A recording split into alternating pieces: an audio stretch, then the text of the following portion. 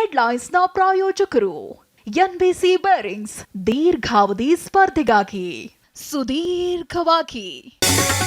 BJP ಅಭ್ಯರ್ಥಿಗಳ ಆಯ್ಕೆಗೆ marathon ಸಭೆ, 5 ಹಾಲಿ ಸಂಸದರಿಗೆ ಕೋಕ್ ಸಾಧ್ಯತೆ, 2 ಮಾಜಿ ಸಿಎಂಗಳ ಹೆಸರು ಪ್ರಸ್ತಾಪ. ದೆಹಲಿಯಲ್ಲಿ ಇಂದು ಕಾಂಗ್ರೆಸ್ ಅಭ್ಯರ್ಥಿಗಳ ಆಯ್ಕೆ ಸಭೆ, 8 ಕ್ಷೇತ್ರಗಳಲ್ಲಿ ಟಿಕೆಟ್ ಫೈಟ್, ಪಟ್ಟಿ ಹಿಡಿದು ದಿಲ್ಲಿಗೆ ಹಾರಲಿದ್ದಾರೆ ಸಿಎಂ.